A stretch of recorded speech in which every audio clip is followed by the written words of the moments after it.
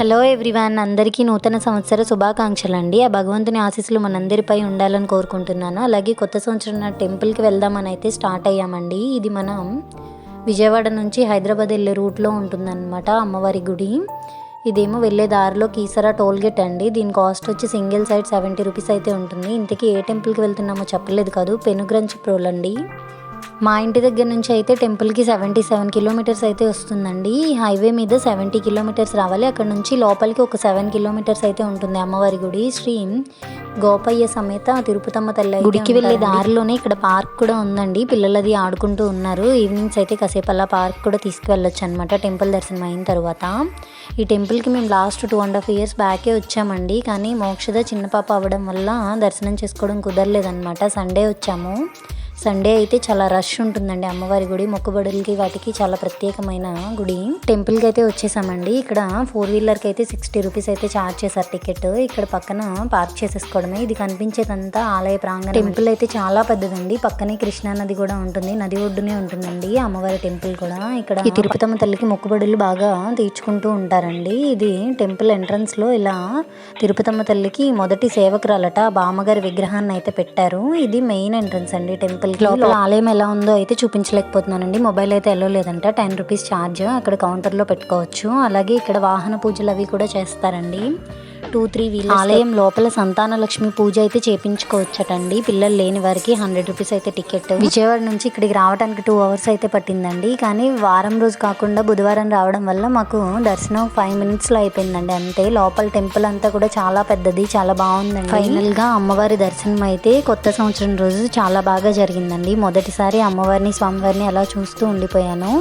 తర్వాత అలానే ISKCON temple కూడా ఎప్పుడు వెళ్ళలేదని అయితే వచ్చామండి. ఇది మన విజయవాడలోనే రామలింగేశ్వర నగర్ ఉంటుంది కదా, అక్కడ ఉంటుందండి. అమ్మవారి దర్శనం చేసుకుని వచ్చేసరికి 7:30 అయితే అయిందండి ఇస్కాన్ టెంపుల్కి రావడానికి. ఇది 8 వరకే ఉంటుంది. ఇంకా వెళ్ళామన్నమాట టెంపుల్ లోపలికి. ఎప్పటి నుంచో అనుకుంటున్నాము ఇస్కాన్ టెంపుల్కి కూడా వెళ్ళాలి అని. కానీ మనం అనుకుంటే అయిపోవు కదాన్ని. ఆ దేవుడిని ఎప్పుడు చూడాలని ఉంటే అప్పుడే చూస్తాము. ఇంకా వెళ్ళి కాళ్ళు అయితే కడుక్కొని, నాకు ఇస్కాన్ టెంపుల్ అంటే రాజమండ్రిలోనే ఉంటుంది అని తెలుసండి. అంతకుముందు ఆ టెంపుల్కి అయితే వెళ్ళాలి అని అనుకునేదాన్ని. రీసెంట్గా మన విజయవాడలో కూడా ఉంది అని తెలిసాక ఇంకా ఆగుతామా, స్వామివారిని చూడకుండా ఉండలేం కదా. ముందే ఇలా బయట బొట్టు అయితే పెట్టారండి. బొట్టు పెట్టుకొని ఇంకా దర్శనానికి అయితే వెళ్ళాము. లోపల చాలా మంది అయితే ఉన్నారు. భజన జరుగుతుంది.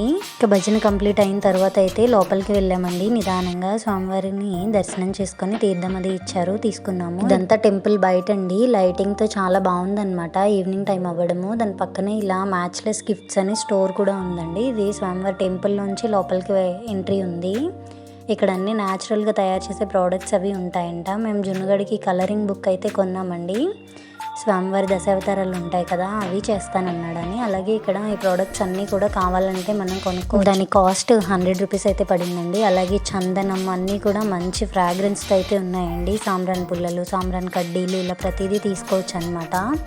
ఏదైనా న్యాచురల్గా అయితే తయారు చేస్తారంట ఈ ప్రోడక్ట్స్ అన్నీ. అక్కడ కొన్ని డ్రెస్సెస్ కూడా ఉన్నాయండి. అవి కూడా కావాలంటే కొనుక్కోవచ్చు. ఇలా స్వామివారి విగ్రహాలు కూడా ఉన్నాయి.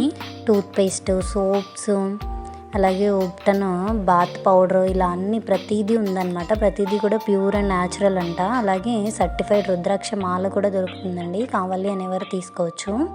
ఇది 350 రూపీస్ అయితే ఉంది ఈ రుద్రాక్షమాల. ఈ స్టోర్లో చాలానే కలెక్షన్ అయితే ఉందండి. బట్టలు ఉన్నాయి, పూజా సామాన్లు ఉన్నాయి, అలాగే బాత్ సోప్స్ అని ఇలా ప్రతిదీ ఉందన్నమాట. బ్యాగ్స్ కూడా అవైలబుల్గా ఉన్నాయి. మేము స్టోర్ అంతా చూసి వచ్చేసరికి అయితే ఇంకా జున్నుకి కలరింగ్ బుక్ కూడా తీసుకున్నామని చెప్పాను కదండి. అది కూడా బిల్ చేయించుకొని వచ్చేసరికి అయితే ఇంకా 8 దాటిపోతుంది అనమాట. టెంపుల్ కూడా ఖాళీ అయింది. చాలామంది కూర్చొని ధ్యానం చేసుకుంటున్నారు. ఇంకా తర్వాత స్వామివారికి కర్టెన్ కూడా క్లోజ్ చేస్తారండి. దర్శనం అయితే చాలా బాగా జరిగింది. పూరిలో జగన్నాథ స్వామి ఎలా ఉంటారో ఇక్కడ స్వామివారు అలానే ఉన్నారండి ఇస్కాన్ టెంపుల్లో. దర్శనం చాలా బాగా జరిగింది. టెంపుల్ బయట అయితే ఇలా ఇస్కాన్ టెంపుల్ స్పెషల్ ప్రసాదం అయితే ఇచ్చారండి. ఇది వేడివేడిగా అప్పుడే తెచ్చారు. దొన్నె ప్రసాదం అంటారంట. ఇది చాలా టేస్టీగా ఉంది. దేనికైనా ప్రాప్తం ఉండాలి కదా. ఈ కొత్త సంవత్సరం 2025లో మా ఫస్ట్ ఇంతకీ కొత్త సంవత్సరం రోజు మీరంతా ఏం చేశారో నాతో కమెంట్ సెక్షన్లో షేర్ చేసుకోండి. అలాగే ఈ వీడియో మీ అందరికీ నచ్చిందని అనుకుంటున్నాను. నచ్చితే తప్పకుండా లైక్ చేసి, షేర్ చేసి, సబ్స్క్రైబ్ చేసుకోండి. మళ్ళీ మరొక మంచి వీడియోతో మీ ముందుకు వస్తాను. Thank you for watching and please do subscribe.